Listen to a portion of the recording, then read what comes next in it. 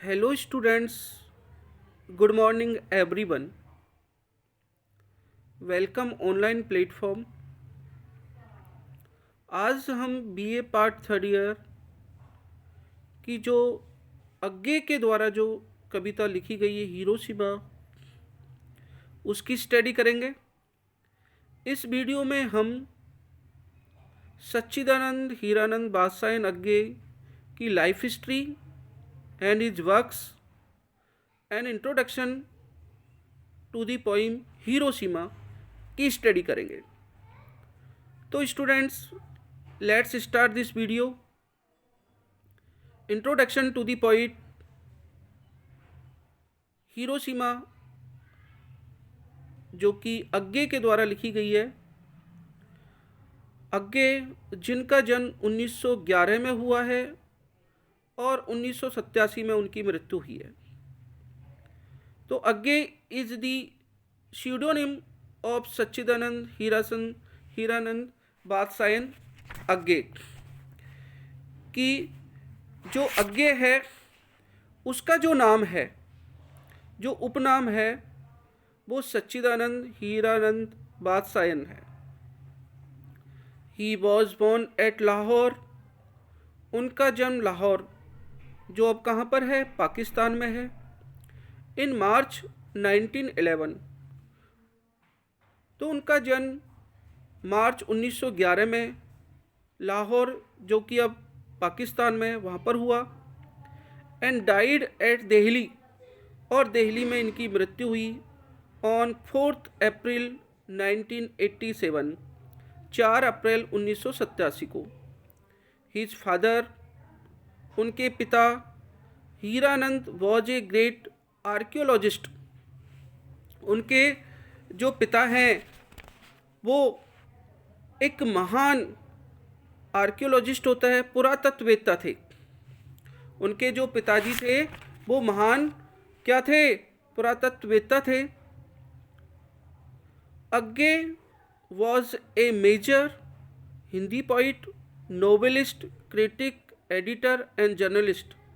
अग्गे जो हैं वो मुख्य हिंदी के कवि हैं, उपन्यासकार हैं, हिंदी के कवि हैं, हिंदी के उपन्यासकार हैं, क्रिटिक आलोचक हैं, एडिटर संपादक हैं, एंड जर्नलिस्ट और पत्रकार हैं। इन दी अर्ली पोइम्स ऑफ अग्गे, अग्गे की जो प्रारंभिक जो कविताएं हैं, वी हैव डीप सिंपैथी, उनमें हम गहन सिंपैथी, सहानुभूति रखते हैं। सोरोफुल फीलिंग्स, दुखी भावना रखते हैं। And a call to revolution, और उनमें क्रांति की झलक पाते हैं या क्रांति का बुलावा पाते हैं। His first collection of poems, उनकी कविताओं का पहला संग्रह, जिसका नाम भग्नदूत है, वॉज पब्लिश बिफोर इंडिपेंडेंस, वो स्वतंत्रता से पूर्व प्रकाशित हुई। बट हिज लेटर पोइम्स, लेकिन उनकी जो बाद की कविताएं, आर मोर ब्यूटीफुल, वो अधिक सुंदर हैं, इम्प्रेसिव, प्रभावात्मक हैं, एंड टचिंग, और हृदय को छूने वाली है। अग्गे was A pillar of the Hindi poetry of modern age. अग्गे जो हैं वो आधुनिक युग में हिंदी कविता के आधार स्तंभ में, पिलर, आधार स्तंभ में of the Hindi poetry, Hindi कविता के। हाईली एस्टीम्ड नॉवेलिस्ट, और जो कि बहुत ही प्रभावशाली उपन्यासकार हैं और मौलिक विचारक, थिंकर है। He was the exponent of new poetry in Hindi. वो जो new poetry in Hindi, Hindi में जो नई कविता है उसके एक्सपोनेंट हैं, अर्थात उसको पायोनियर हैं, उसके अग्रनेता हैं। And a force to reckon with, और उनका बड़ा ही महत्व है।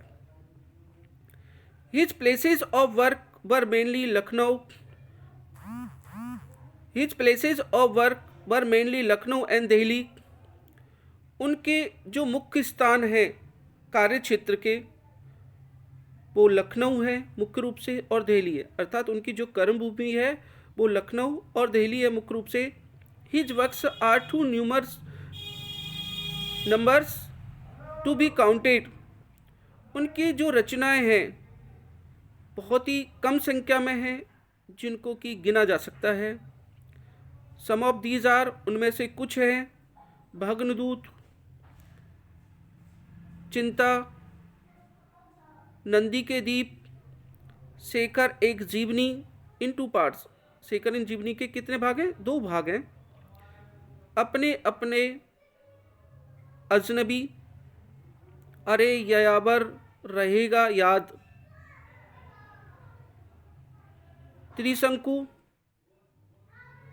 भवंती, और क्या अलवाई, विपत्का, स्मृति लेखा, संवत्सर, सर्जना, संप्रेषणा, ईटीसी। ये उनकी मुख्य रचनाएं हैं जिनमें से आपको भग्नदूत है, चिंता है, नंदी के द्वीप है, शेखर एक जीवनी है, अपने अपने अजनबी हैं, अरे यायावर रहेगा याद, त्रिशंकु है, भवंती है, आलवाल है, विजय पथगा है, स्मृति लेखा है, संवत्सर है, सर्जना है और संप्रेषणा है आदि। ही एडिटेड ए बुक तारा सप्तक या तार सप्तक। उन्होंने एक किताब तारा सप्तक या तार सप्तक का भी उन्होंने क्या किया है? संपादन किया है। ए फ्यू ईयर्स अगो, कुछ साल पहले, हिज नेम वॉज कंसिडर्ड, उनका नाम उछला या उनके नाम पर विचार किया गया for the Nobel prize for literature, साहित्य का नोबल प्राइज़ के लिए। But it could not materialise, लेकिन वो क्या नहीं हुआ? मेटेरियलाइज नहीं हुआ, वो सारभूत नहीं हुआ। फॉर वांट ऑफ लॉबिंग, किसके कारण? उनका ज़्यादा प्रचार प्रसार नहीं हो पाया। एंड द फैक्ट, और मुख्य बात ये भी थी, that most of works were not translated into English, कि उनकी जो अधिकतर जो रचनाएं थी वो इंग्लिश में ट्रांसलेट नहीं की गई थी। अब जेनेसिस ऑफ पोइम, अब कविता का आधार देखिएगा।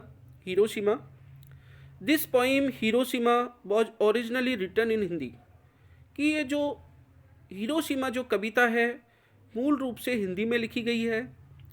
And was later on it was translated from Hindi into English, और बाद में इसको हिंदी से इंग्लिश में ट्रांसलेट कर दिया गया। वाई अग्गे हिमसेल्फ, अग्गे स्वयं के द्वारा, एंड लियोनार्ड नाथन, और लियोनार्ड नाथन के द्वारा। अग्गे was a student of science, अग्गे जो थे वो विज्ञान के छात्र थे। He got regular education in the study of atom, उन्होंने प्राप्त की नियमित एजुकेशन, शिक्षा किसके बारे में? अणु के बारे में, एटम के बारे में। हाउ रेडियो एक्टिव एटम्स, की किस तरीके से जो रेडियो एक्टिव जो किरणें हैं वो अफेक्ट, प्रभाव डालती हैं पीपल, लोगों को। एंड स्टडीड ऑल दिस, और इसका तब तक अध्ययन किया, one day atomic fission took place in the world, जब तक कि अणु के इस संसार में क्या नहीं हो गए? विभाजन नहीं हो गया, बांट नहीं दिया गया। ही हैड थियोरेटिकल नॉलेज, उनके पास सैद्धांतिक नॉलेज थी ऑफ रेडियो एक्टिविटी की, एंड इट्स इफेक्ट, और इसके प्रभाव की, ऑन ह्यूमैनिटी, मानवता पर। मतलब रेडियो एक्टिव जो किरणें होती हैं उनका मानव पर क्या प्रभाव पड़ता है, उसकी उनको कैसी थी? थियोरेटिकल थी, सैद्धांतिक थी, अर्थात प्रैक्टिकल नॉलेज नहीं थी। उन्होंने केवल बुकिश नॉलेज थी, कहने का अर्थ है। एंड अदर लिविंग बीइंग्स, दूसरे मानव प्राणियों पर क्या प्रभाव पड़ता है? When an atom bomb was drop, लेकिन जब परमाणु बम गिराया गया ऑन हिरोशिमा, हिरोशिमा पर, ऑन 6 अगस्त 1945, 6 अगस्त 1945 को, तो he was in close touch with the news, तो वह इस जो न्यूज़ है इससे बहुत ही, मतलब उसको यह जो न्यूज़ थी वो हृदय को छू गई।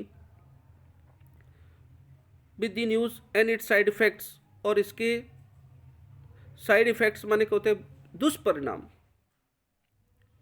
मतलब जब उसने इस खबर को सुना तो वो भी बहुत अधिक दुखी हुआ। ही was in close touch with the news and side effects, he was greatly disturb in his mind, और वो बहुत अधिक क्या हो गया, अव्यवस्थित हो गया, and wrote a few articles also, और उन्होंने कुछ अनुच्छेद भी लिख दिए, आर्टिकल लिखे, लेख लिखे उस पर, but did not compose A poem about it, उन्होंने लेख तो लिखे उसके बारे में, लेकिन उन्होंने उसके बारे में कोई कविता नहीं लिखी।